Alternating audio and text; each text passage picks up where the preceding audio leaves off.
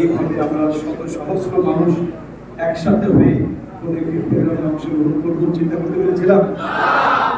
আমরা বুক ফুলিয়ে রাস্তাঘাটে হেঁটে বেড়াবো, আমাদের কেউ বাধা দেবে না, পুলিশ হামলা করবে না, এমন একটি দৃশ্য আমরা কল্পনা করতে পেরেছিলাম?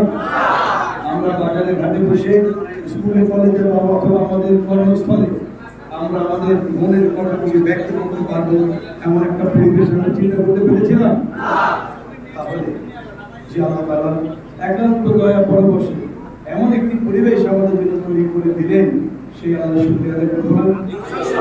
আমরা সবাই একসাথে শরীরের সমস্ত শক্তি দিয়ে আল্লাহ রাব্বুল আলামিনের শুকরিয়া আদায় করছি, আলহামদুলিল্লাহ।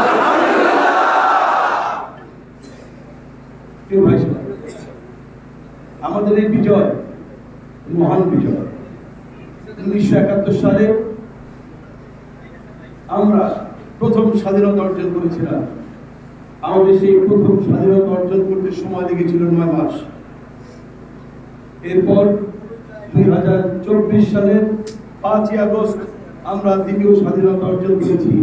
এই স্বাধীনতা অর্জন করতে আমাদের সময় লেগেছে 17 বছর। 2006 সালে তৎকালীন জোট সরকার ক্ষমতা ছেড়ে দেওয়ার পর ভারতের প্রেসক্রিপশনে বাংলাদেশে 111 নামের এক অভিশাপ নেমে এসেছিল। আপনাদের মনে আছে?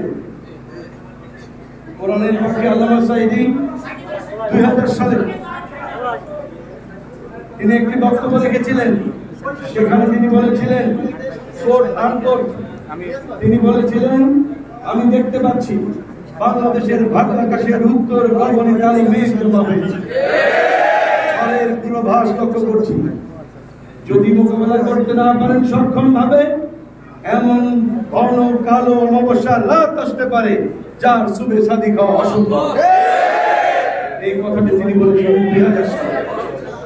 আমরা 2006 সালে 28 অক্টোবর ঢাকার রাজপথে পল্টনে জামায়াত ইসলামী নেতা কর্মীদেরকে সন্ত্রাসী সংগঠন আওয়ামী লীগের খুনি হাসিনার নির্দেশে মানুষ পিটিয়ে হত্যা করার মাধ্যমে বাংলাদেশে সেদিন আকাশে কালো মেঘ থেকেছিলাম।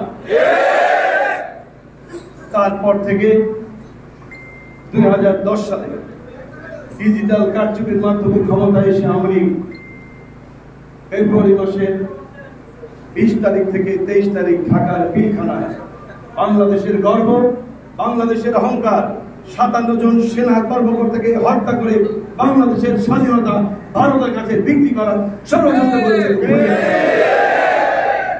এরপর 2013 সালের 28 ফেব্রুয়ারি যখন ভারতের নির্দেশে বানানো ওই ক্যাঙ্গারু ট্রাইব্যুনাল থেকে কোরআনের বাকি আল্লামা সাঈদীর বিরুদ্ধে অন্যায়ভাবে ফাঁসির আদেশ দেওয়া হয়েছিল, সারা বাংলাদেশের কোরআন প্রেমিক মানুষ তখন বিক্ষোভে ফেটে পড়েছিল। সেই বিক্ষোভরত মানুষের বুকে গুলি চালিয়েছিল খুনি হাসিনা। 3 শতাধিক মানুষকে গুলি করে সেদিন হত্যা করেছে। এরপর 2013 সালের 5ই মে ঢাকার শাহবাগে নাস্তিকদের বিচারের দাবিতে ঢাকার শাপলা চত্বরে বাংলার শ্রেষ্ঠ সন্তান আলেমেরা একত্রিত হয়েছিল নাস্তিকদের বিচারের দাবিতে। সেই সমাবেশে গভীর রাতে খুনি হাসিনা গুলি করে হাজার হাজার আলেমকে হত্যা করেছে। এরপর 2018 সালে আমাদের এই সন্তানেরা তখন কোটা বিরোধী আন্দোলন করেছিল, নিরাপদ সড়ক চাই আন্দোলন করেছিল। সেই আন্দোলনে গুলি করে হত্যা করেছিল অসংখ্য ছাত্রকে এই খুনি হাসিনা। সর্বশেষ 2024 সালের 1 জুলাই থেকে 5ই আগস্ট পর্যন্ত আমাদের কলিজার টুকরা সন্তানেরা তাদের মেধার ভিত্তিতে চাকরির দাবিতে আন্দোলন করেছিল। আন্দোলন সত্ত্বেও আমাদের এই সন্তানদের বুকে গুলি চালিয়ে হাজারের উপরে ছাত্রকে হত্যা করেছে খুনি হাসিনা। হাসিনাকে সরকারে বসানো হয়েছিল ভারতের প্রেসক্রিপশনে বাংলাদেশ থেকে ইসলামকে নিশ্চিহ্ন করে দেওয়া, বাংলাদেশকে নেতৃত্ব শূন্য করা, বাংলাদেশকে মেধা শূন্য করা। আমরা দেখতে পাই আওয়ামী লীগ ক্ষমতায় আসার পর থেকে তারা দুইটি এজেন্ডা বাস্তবায়নের জন্য কাজ করেছে। কয়টি?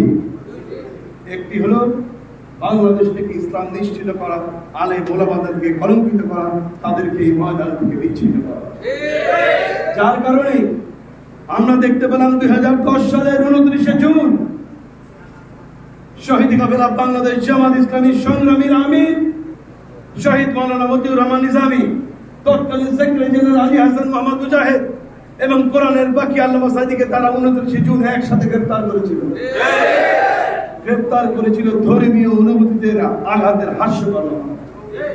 যে মানুষগুলি তাদের ছাত্র জীবন থেকে বার্ধক্যকাল পর্যন্ত কোরআনের দাওয়াত ঘরে ঘরে পৌঁছে দিয়েছেন, তারা নাকি ধর্মীয় অনুভূতিতে আঘাত এনেছেন। এর থেকে হাস্যকর কথা কিছু হতে পারে? মূলত তারা গ্রেফতার করতে চেয়েছিল যুদ্ধাপরাধ মামলায়, কিন্তু যুদ্ধাপরাধ মামলায় সরাসরি গ্রেফতার করার আইন তারা তৈরি করতে পারে নাই, যে কারণে এই সমস্ত মামলা দিয়ে তাদেরকে আগে গ্রেফতার করেছে। এরপর তারা আমাদের নেতৃবৃন্দের বিরুদ্ধে মামলা দিয়েছে। একসাথে 4 জন নেতৃবৃন্দকে ওই ক্যাঙ্গারু ট্রাইব্যুনালে গ্রেফতার দেখিয়েছিল। নিজামী সাহেব, মুজাহিদ সাহেব, কামারুজ্জামান সাহেব এবং শহীদ আব্দুল কাদের মোল্লা সাহেব। আব্বাকে তখন গ্রেফতার দেখায় নাই। কোরআনের পাখি আল্লামা সাইদিকে তখন ঢাকার সিআইডিতে 18 দিনের রিমান্ডে রেখেছিল। 18 দিন। এই 18 দিনের রিমান্ডে রেখে আল্লামা সাইদিকে তারা বিভিন্ন রকমের প্রস্তাব দিয়েছিল।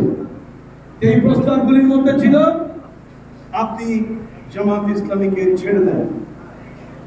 এই প্রস্তাবে ছিল, আপনি যদি জামাত ছেড়ে দেন তাহলে আমরা আপনাকে দিয়ে নতুন একটি দল গঠন করাবো এবং আপনাকে বাংলাদেশের বিরোধী দলীয় নেতা বানাবো। তাদের প্রস্তাবের মধ্যে আরো ছিল যে যদি আপনি জামাত ইসলামী ছেড়ে দেন তাহলে নতুন একটি দল গঠন করতে যত লক্ষ কোটি টাকা লাগে, যা কিছু লাগে সব আপনাকে দেওয়া হবে। কোরআনের পাখি কি বলেছিলেন? যখন কোরআনের পাখির কাছে এই প্রস্তাব নিয়ে যাওয়া হয়েছিল, কোরআনের পাখি চিৎকার করে বলেছিলেন, তোমরা কাকে লোক দেখাও, তোমরা কাকে লোক দেখাও, আমি তো আগুনে নিক্ষিপ্ত সেই ইব্রাহিমের সন্তান। আমি তো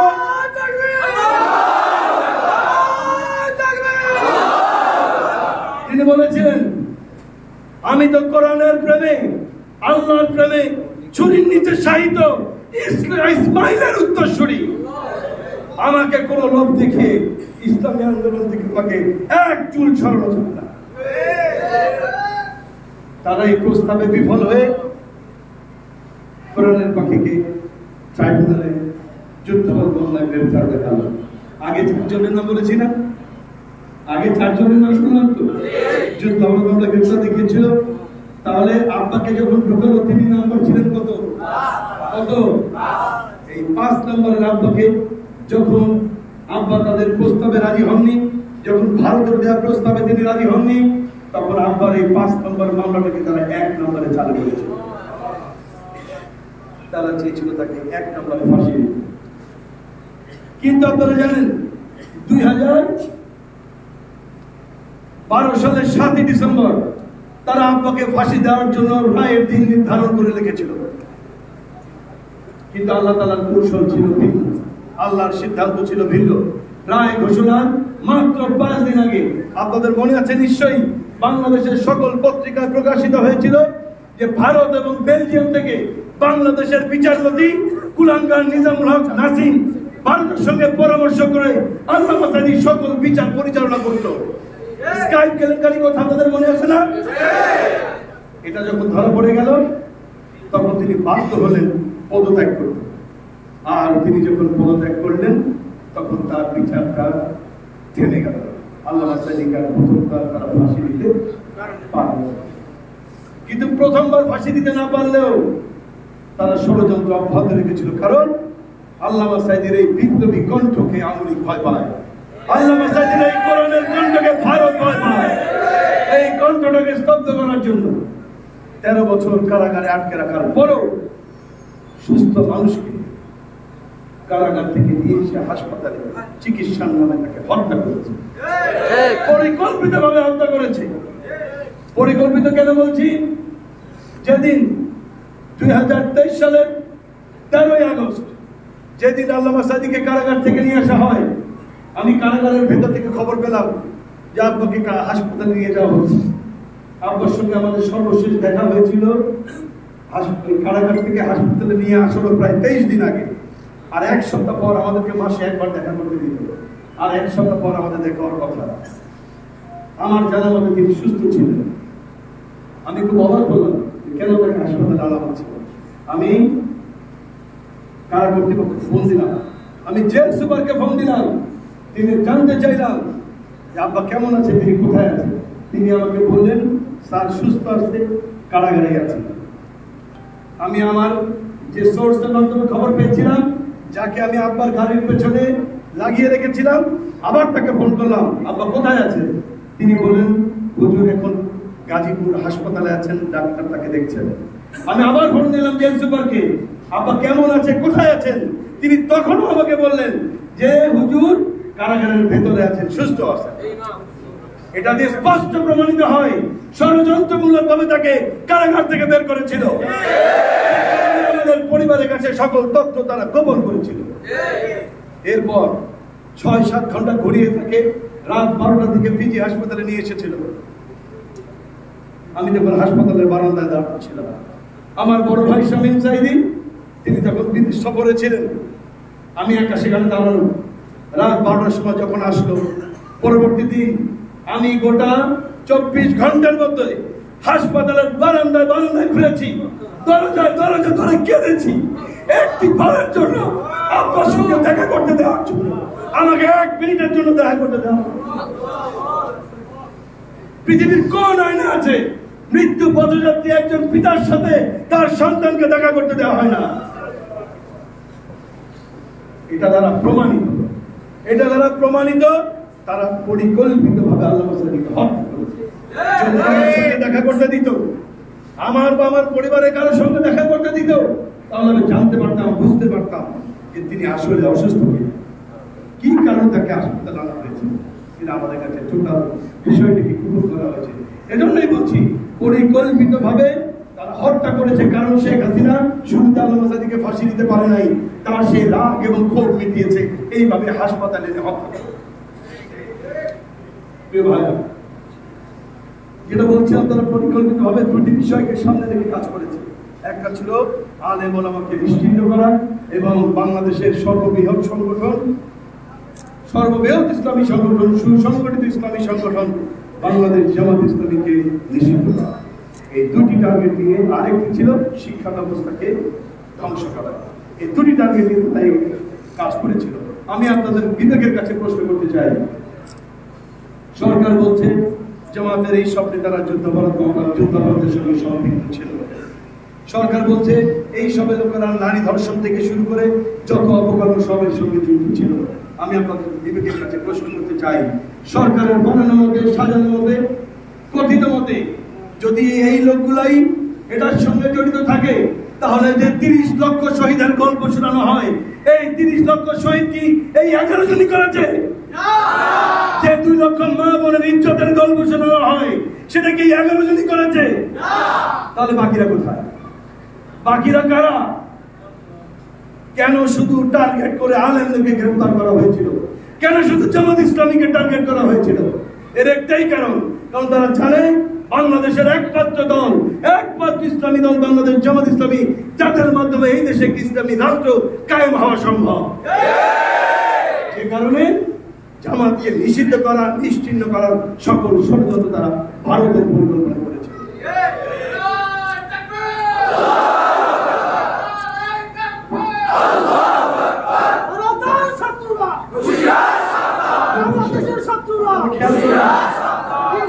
আমাদের সন্তানরা যারা স্কুল, কলেজে, মাদ্রাসায় পড়াশোনা করছে, আপনারা সিলেবাস গুলি খেয়াল করবেন। এটা মানে অধিকাংশ শিক্ষক তারা ভালো বলতে পারবেন শিক্ষা ব্যবস্থাকে ধ্বংস করে দেওয়া হচ্ছে। ইসলামী তামাদ্দুন যেখানে যা কিছু আছে পরিকল্পিত ভাবে ধ্বংস করা হয়েছে। এই সবটা তারা সহ্য করতে পারেনি, কারণ আওয়ামী লীগ জন্মগত ভাবে ইসলাম বিদ্বেষী একটা দল, মুসলিম বিদ্বেষী। আওয়ামী লীগের নাম ছিল আওয়ামী মুসলিম লীগ। তারা তাদের নাম থেকে মুসলিম শব্দ ব্যবহার, মুসলিম শব্দ বাদ দিয়ে আওয়ামী লীগ নাম ধারণ করেছে। আওয়ামী লীগ মুসলিম বিদ্বেষী একটা দল। এই দলের সঙ্গে কোনো মুসলমানের সম্পর্ক থাকতে পারে না। তাহলে তারা চেয়েছিল 2023 সালের 1 আগস্ট তারা বাংলাদেশ জামাত ইসলামী এবং ইসলামী ছাত্র শিবিরকে নিষিদ্ধ করেছিল। তারা চাইলে 2010 সালে যখন তথাকথিত যুদ্ধাপরাধ বাংলাদেশ করেছিল তখন কিন্তু তারা নিষিদ্ধ করতে পারত না। আল্লাহ তাআলার এমন পরিকল্পনা, সুবহানাল্লাহ, তখন যদি করত তখন জনগণের সেন্টিমেন্টকে তারা আর একদিকে ধাবিত করতে পারত, কিন্তু আল্লাহ তাআলা তখন তাদেরকে নিষিদ্ধ করতে দেয়নি। তারা এমন সময় নিষিদ্ধ করেছে যে সময় বাংলাদেশ স্বাধীনতার সূর্য দেখা যাচ্ছিল, যে সময় এই স্বাধীনতা আন্দোলনের অগ্রণী ভূমিকা পালন করেছিল জামাত, যে সময় এই স্বাধীনতা যুদ্ধে অগ্রণী ভূমিকা পালন করেছিল ছাত্র শিবির। প্রমাণ দেখতে চান? প্রমাণ হলো নিষিদ্ধ হওয়ার পর সরকার একটা গেজেট প্রকাশ করেছিল এই মাত্র 2 দিন আগে, নিষিদ্ধের আদেশ প্রত্যাহার করে। দেখছেন আপনারা? এই নিষিদ্ধ আদেশ প্রত্যাহার করে যে গেজেট প্রকাশ করা হয়েছে সেখানে স্পষ্ট করে দুটি কথা বলা। এক, বাংলাদেশ জামাত ইসলামী এবং ইসলামী ছাত্র শিবিরের বিরুদ্ধে আওয়ামী সরকার যে সন্ত্রাস এবং যে সন্ত্রাসের বা জঙ্গিবাদের যে অভিযোগ এনেছে তার সঙ্গে জামাত এবং শিবিরের কোনো সম্পর্ক খুঁজে পাওয়া যায় নাই। এটা হলো বর্তমান সরকারের গেজেট। দ্বিতীয় যেটা বলেছে সেটা হলো এই সরকার, আওয়ামী সরকার স্বাধীনতা, যেটা আমরা যেটাকে দ্বিতীয় স্বাধীনতা বলছি, ছাত্র আন্দোলনের রক্তে অর্জিত যে স্বাধীনতা, এই দ্বিতীয় স্বাধীনতাকে নস্যাৎ করার জন্য, জনগণের দৃষ্টিভঙ্গিকে ভিন্ন দিকে প্রবাহিত করার জন্য জামাত এবং শিবিরকে নিষিদ্ধ করেছিল। তাহলে এটা পরিকল্পিত যে তারা বাংলাদেশ থেকে মূলত জামাত শিবিরকে নিষিদ্ধ করতে চাইছিল, কিন্তু আল্লাহ তাআলা ওরা যতই ফু দিয়ে নিভাতে চান, আল্লাহ তাআলা তার দিনকে নির্বাচিত হতে দেবেন না। দেন নাই। ওরা নিষিদ্ধ করলো 1 তারিখে, আর আল্লাহ তাআলা মাত্র 4 দিনের ব্যবধানে বাংলাদেশ থেকে ওদেরকে চিরতরে বিদায় করবে। বাংলাদেশে এখন আওয়ামী লীগের নাম মুখে নিতে পারে এমন লোক খুঁজে পাওয়া যায় না।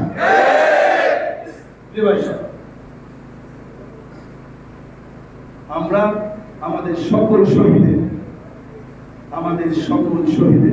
কোরআনের বাকি সহ শহীদ মৌলানা মতিউর রহমান নিজামী সহ আমরা আমাদের সকল শহীদের হত্যার বিচার চাই। চান না? কারা চান?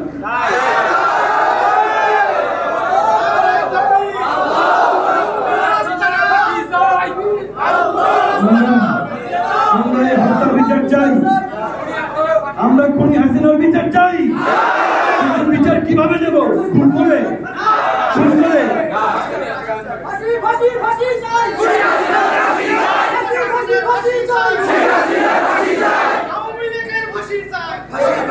আমরা খুন করে, হামলা করে, মামলা করে আমাদের শহীদের রক্তের বদলা নেব, বরং যে আন্দোলন সংগ্রাম করতে গিয়ে যে দল করার অপরাধে শহীদ নিজামী সহ আল্লামা সাঈদী সহ আমাদের নেতৃবৃন্দ তাদের জান এবং মাল কোরবান করলেন, ভারতের নির্দেশে খুনি হাসিনা তাদেরকে হত্যা করলো যে দল করার অপরাধে, সেই দল বাংলাদেশ জামাত ইসলামীর নেতৃত্বে বাংলাদেশে একটি কল্যাণময় ইসলামী রাষ্ট্র গঠনের মাধ্যমে আমরা সকল শহীদের হত্যার বদলা নেব।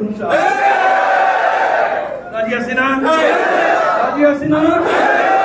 বাংলাদেশকে যদি একটি ইসলামী কল্যাণ রাষ্ট্রে পরিণত করতে চাই তাহলে বাংলাদেশের জনসংখ্যা 18 কোটি লোক আমাদের লাগবে। কয়জন লাগবে? কয়জন? 4-5 হাজার লোক। 4-5 হাজার। কিভাবে? বাংলাদেশে 64টা জেলা, এখন একটু বাড়তে পারে, 64টা জেলায় 64টা জেলা পরিষদ, জেলা পরিষদের 64টা চেয়ারম্যান, বাংলাদেশে 495 বা 97টা উপজেলা পরিষদ, তাহলে 495 জন উপজেলা চেয়ারম্যান, ইউনিয়ন আছে 4.5 থেকে 5,000, তাহলে 5,000 ইউনিয়ন চেয়ারম্যান, আর আছে 350 সংসদ সদস্য, তার মধ্যে 300 পুরুষ আর 50 জন সংরক্ষিত আসলে মহিলা। এই কয়টা মানুষকে যদি আপনারা কোরআনের আলোয় আলোকিত মানুষ এই কয়েকটা চেয়ারে যদি বসাতে পারেন তাহলেই বাংলাদেশ ইসলামী রাষ্ট্র কায়েম হবে।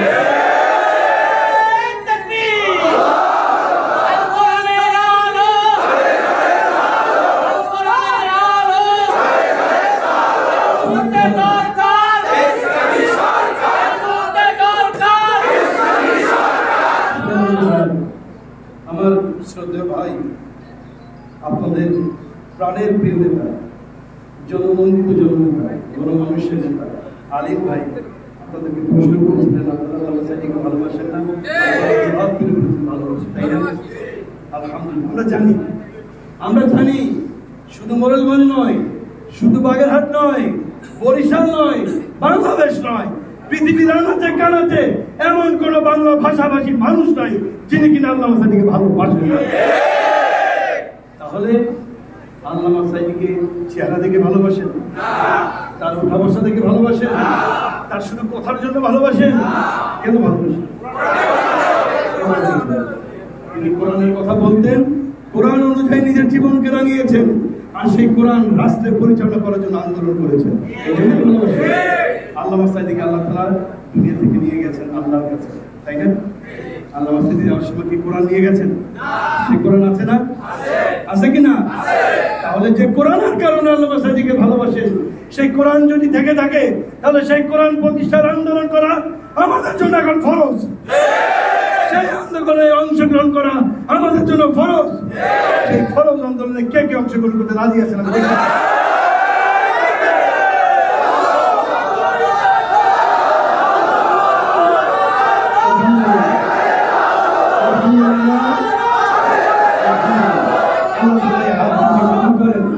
আল্লাহ তাআলা দয়া করে এই হাত ভেঙে আমরা এই বাগেরহাটে 2 আসন, বাগেরহাটের 3 আসন, বাগেরহাটের 4 আসন কাদের? জামাত মানে বাংলাদেশের জনগণ। এই 3 আসনে আমরা বাংলাদেশ জামাত ইসলামী মনোনীত 3 জন সৎ এবং যোগ্য দক্ষ প্রার্থী পেয়েছি না ভাই? আমরা তাদের জন্য জানমাল দিয়ে কাজ করতে রাজি আছি না? তাদেরকে সংসদে পাঠায় কোরআনের কথা শুনতে চাই না? আপনাদের একটা কথা বলে শেষ করছি। 1996 সালে যখন আল্লামা সাঈদীকে পিরোজপুর 1 আসন থেকে জনগণ, হিন্দু, বৌদ্ধ, খ্রিস্টান, বৌদ্ধ সকল শ্রেণী পেশার মানুষ নির্বিশেষে ভোট দিয়ে প্রথমবারের মতো সংসদে পাঠিয়েছিলেন। প্রথমবারের মতো সংসদে ঢুকেই আল্লামা সাঈদী দেখেছিলেন সংসদের প্রবেশ মুখে স্পিকারকে সকল মুসলমান, বৌদ্ধ, খ্রিস্টান যা কিছু আছে মাথা নিচু করে ঢুকতে হয়। আল্লামা সাঈদী প্রথম দিনেই প্রতিবাদ করলেন এবং জাতীয় সংসদে বিল আনলেন। কোন মুসলমান কোন মানুষের সামনে মাথা নত করতে পারে না। মাথা নত হবে তো একমাত্র আল্লাহর কাছে। তিনি বিল আনলেন এবং সেই বিল পাস হলো। আলহামদুলিল্লাহ 96 সাল থেকে আজকে 2024 সাল জাতীয় সংসদে কেউ মাথা নিচু করে আর প্রবেশ করে না। তাহলে আল্লামা সাঈদী যে এই শিরক থেকে জনগণকে মুক্ত করার জন্য যে প্রচেষ্টা চালালেন, এটার সওয়াব ওই এলাকার জনগণ পাইছে কি পাইছে? সরকার জারি হিসেবে কেমন পর্যন্ত পাবে কি পাবে না? তাহলে এই সৎ এবং দক্ষ যোগ্য লোকগুলি, ওয়াদুদ ভাই, আলিম ভাই, রাহাত ভাই, তারা যদি সংসদে যায়, তারা যদি এই ধরনের নেক আমল করে, আপনারা কি তার নেক সওয়াব পাবেন না?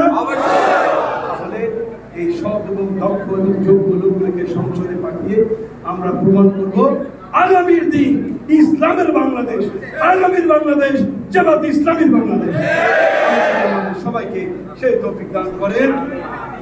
জামাত ইসলামী বাংলাদেশ জিন্দাবাদ, বাংলাদেশ ইসলামী ছাত্র শিবির জিন্দাবাদ।